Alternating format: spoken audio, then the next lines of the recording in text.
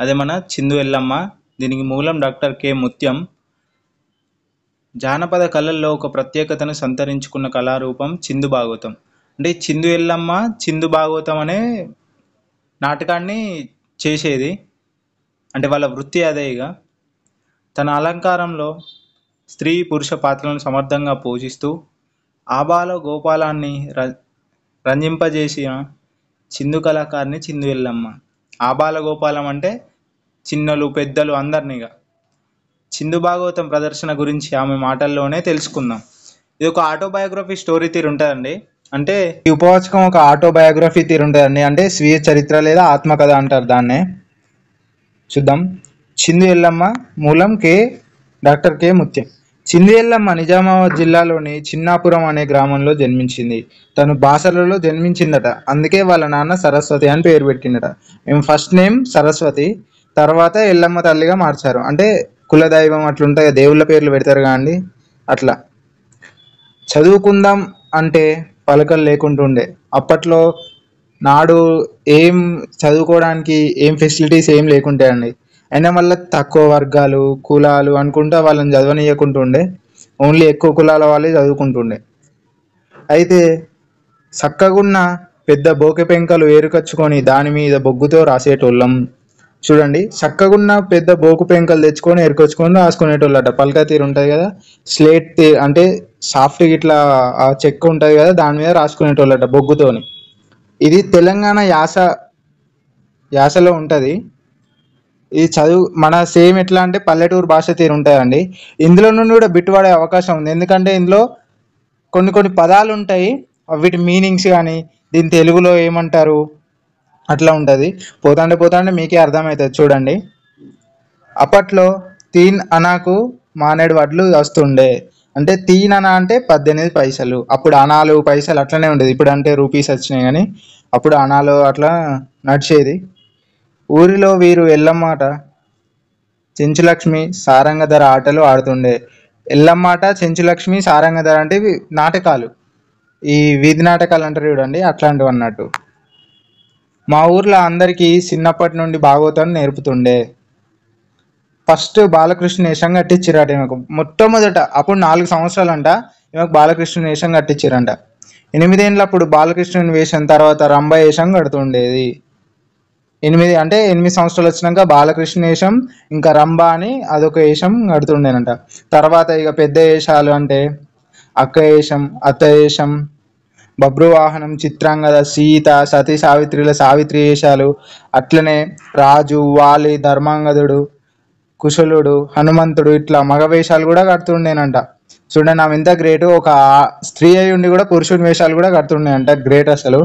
భాగవతంలో అంబకీర్తన పాడిర్రంటే భాగవతం స్టార్ట్. అంటే అంబకీర్తన అంటే మనం ఏదైనా పూజ చేసే ముందు మన వినాయకుడిని పూజిస్తాం కదా, అట్లనే ఇది కూడా ఇట్లా అన్నట్టు. ఇట్లా మన పూజారులు అంటారు కదా, శుక్లం వరదనం విష్ణు అని స్టార్ట్ చేస్తారు కదా, అట్లనే వీళ్ళు కూడా అంబకీర్తన అనేది ఒక ప్రార్థన. అది చేసినాక వాళ్ళ భాగవతం అంటే ఒక డ్రామా ఇక అట్లా స్టార్ట్ చేస్తారంట.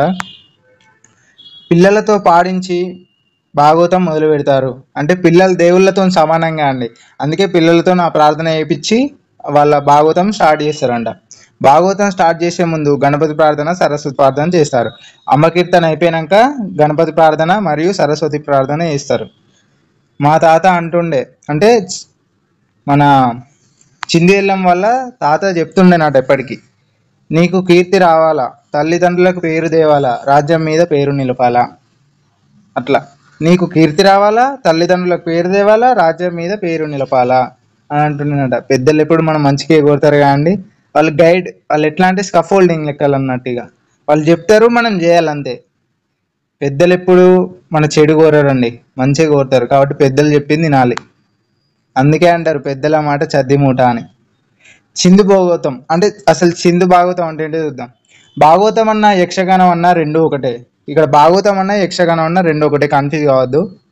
ఇది ఎట్లుంటాయి అంటే మెథడాలజీ, పెడగాజీ అంటారు చూడండి. నేను కూడా ఫస్ట్ అట్లనే కన్ఫ్యూజ్ అవుతుండే, మెథడాలజీ అంటే ఏంటి. డిఎడ్ ఫస్ట్ ఇయర్లో అప్పుడే ఇంటర్ అయిపోయిన తర్వాత మెథడాలజీ అని ఒకసారి అంటుండే, పెడగాజీ అని ఒకసారి అంటుండే. అరే ఈ మెథడ్స్ అంటే ఏంటి, అసలు పెడగాజీ అంటే ఏంటి అని నాకు అర్థం కాకుంటుండే. సెకండ్ ఇయర్ అయిపోయే మూమెంట్లో అర్థమైంది, అరే మెథడ్ అంటే పెడగాజీ అంటే రెండు ఒకటేరా అని. సేమ్ అట్లనే భాగవతం అన్నా యక్షగానం అన్నా ఒకటే, కన్ఫ్యూజ్ కావాల్సిన అవసరం లేదు. చిందోళ్ళ ఆట అంటే పైకులస్తలు రారని దీన్ని చిందు యక్షగానం అంటారు. చూడండి, చిందోళ్ళ ఆట అంటే తక్కువ కులంగా అండి. ఇప్పుడు అప్పట్లో బాగా క్యాస్ట్ డిస్క్రిమినేషన్ ఉండేది. తక్కువ కులాలు ఆట ఆడితే పెద్ద కులాల్లో చేంజ్ చూస్తారని దాన్ని ఏమనేటోళ్ళట అంటే చిందు యక్షగానం అనేటోళ్ళట.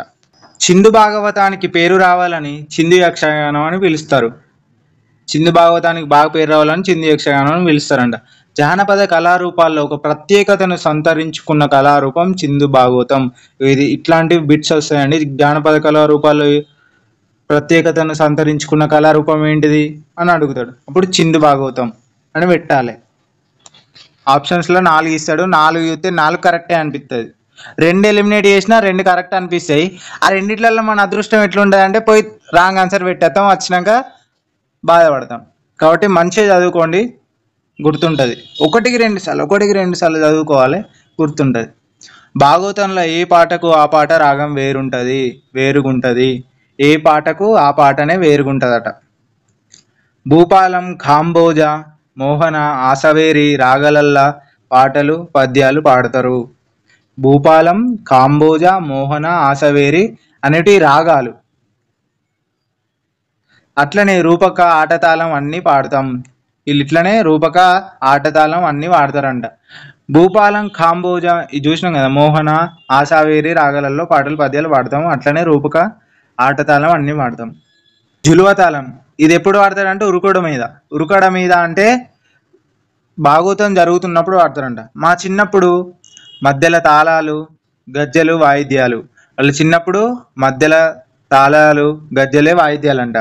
పేటి అంటే హార్మోనియం, పుంగి అంటే బుర్ర ఊదేది ఫ్లూట్. ఈ ఆనిక్కాయ బుర్రలతోని వాళ్ళు ఫ్లూట్లు తయారు చేసుకున్నారంట. ఆనిక్కాయ అంటే సోరకాయ తెలుసు కానీ దాంట్లో గుజ్జంతా తీసి దాన్ని ఎండబెట్టి దాన్ని ఫ్లూట్గా తయారు చేసుకునేటోళ్ళంట. వెనక పల్లవి అంటే ఏంటిదంటే తెర వెనక పల్లవి ఉంటుంది. అంటే వీళ్ళు ఒక డైలాగ్ చెప్తే ఏదన్నా పాట పాడితే వాళ్ళు వెనక అంటారు పల్లవి, అట్లా అన్నట్టు. అసలైన వేషం బుడ్డర్ ఖాన్, ఇది ఫన్నీ అంటే జోకర్ తీర్ అన్నట్టు. ఇది వచ్చిందంటే అందరు ఎక్కి నవ్వుకుంటారు అన్నట్టుగా. 25 వేషాలు కడుతుండి అంటే ఆమె 25 వేషాలు కడుతుండేదట. ఆమె తెలిసినవన్నీ ఇట్లా ఇంతకుముందు చూసుకున్నాం కదా, హనుమంతుడు, సీత, రంభ, బాలకృష్ణ ఇట్లాంటివి 25 వేషాలు కట్టేదంట ఆమె. ఎంత చూడండి. కపూరం అంటే తినే కర్పూరం. ఇవి యాస భాష, తెలుగు భాష, తెలంగాణ యాస. ఇది ఒక బిట్ ఉంటుంది, పక్కా వస్తుంది. కపూరం అంటే తినే కర్పూరం. వ్యవసమంట అంటే వ్యవసాయం. కస్పి అంటే వృత్తి. ఇత్తులు అంటే గింజలు. సర్కార్ అంటే ప్రభుత్వం, దాన్ని గవర్నమెంట్ అంటాం. దసరాకు పెట్టే పూజ చేస్తారంట వాళ్ళు. దీపావళి అయినాక ఉల్లలిక బయలుదేరితే సంక్రాంతి, శివరాత్రి దాకా భాగవతాలు ఆడుతూనే ఉండేవారు. దీపావళి అయిపోయినాక బయలుదేరుతారంట ఈ భాగవతాలు వేయడానికి. సంక్రాంతి, శివరాత్రి దాకా భాగవతాలు ఆడుతూనే ఉండేవారంట. అంటే ఒక 2-3 months కంటిన్యూస్గా నాటకాలు జరుగుతూనే ఉండేయంట. ప్రజలు మమ్మలను ఎప్పటి నుంచో బ్రతికించుకుంటున్నారు కానీ సర్కారు మాత్రం మమ్మలను నటరాజ రామకృష్ణ వల్ల పట్టించుకుంది. ప్రజలు ఎప్పుడు బతికించుకుంటూనే ఉన్నారంట కానీ గవర్నమెంట్ వాళ్ళని అసలు పట్టించుకోలేదంట. ఎవరి వల్ల పట్టించుకున్నాయంటే నటరాజ రామకృష్ణ వల్ల పట్టించుకున్నాయంట. ఈ చుట్టుపక్కల ఇటువంటి కళాకారులు లేరు. చిందు ఎల్లవ్వది సాగుతుంది ఇట్లా అంటారట వాళ్ళందరూ. చిందు ఎల్లవ్వది ఇట్లా సాగుతుందిగా అంటారట అట్లా. తన చిందుగానంతో, నటనతో తెలంగాణతో పాటు అనేక ప్రాంతాల వారిని మెప్పించిన కళా తపస్విని చిందు ఎల్లమ్మ. 2005 సంవత్సరంలో నవంబర్ 9న నిజామాబాద్ జిల్లాలో అమ్దాపూర్లో మరణించింది. ఇది ఏమున్నది, ఇదంతా ఆమె బయోగ్రఫీ ఉన్నది, ఆటోబయోగ్రఫీలో ఏమున్నది, ఏం బిట్ వస్తా అనుకుంటారు కావచ్చు. కానీ దీంట్లో ఉన్న అర్థం ఏంటిదంటే ఈమె యాస, జానపద కళల్లో ఇక్కడ వచ్చింది చూడండి. జానపద కళల్లో ప్రత్యేకతను సంతరించుకున్న కళారూపం చిందు భాగవతం. ఈ యాస భాష ఇది ఉంది కదండి, ఆ బిట్లో ఇట్లాంటివి అడిగే అవకాశాలు ఉంటాయి. దాంతో ఇంటర్లింకేజ్గా మన చిందు ఎల్లమ్మ గారి ఆటోబయోగ్రఫీని లింక్ చేసిండు. చూడండి మీరు ఎట్లా అంటే గుడ్డెత్తి పోయి చైన్లో పడ్డట్టు చిందు ఎల్లమ్మనే కదా ఏం కాదు ఏమవుతుంది ఈ గీమది ఎందుకు అడుగుతారు అనుకున్నారు అనుకోండి, అట్లా చదివితే ఏం రాదు. దీని అసలు ఆంతర్యం ఏంటిది, అసలు ఈమెది ఎందుకు ఇచ్చిండు, అసలు ఈ లెసన్ ద్వారా అతను ఏం చెప్పాలనుకుంటాడు అని మీరు గ్రహించగలగాలి. స్కూల్లో ఎట్లా అంటే దీని గురించి పక్కా ఒక బిట్ వస్తుంది, ఏదో ఒకటి అట్లా చెప్తారు అంతే. బిట్ అంటే క్వశ్చన్, ఎస్ఏ ఎగ్జామ్లోనో ఎఫ్ఏ ఎగ్జామ్లోనో క్వశ్చన్ వస్తుంది, అది వేర్ లైఫ్. స్కూల్ అయిపోయింది, ఇప్పుడు కాంపిటేటివ్ ఫీల్డ్ ఉన్నాం కాబట్టి ఎట్లా అంటే ఏదో చెప్పినా కదా గుడ్డేది పోయి చైన్లో పడ్డట్టు చదివితే రాదు. దీని అసలు ఈ లెసన్ ఎందుకు ఇచ్చిండు ఇదంతా దీని గురించి అర్థం చేసుకుంటేనే అర్థమవుతుంది. అర్థమైందా? Okay, thanks for watching this video.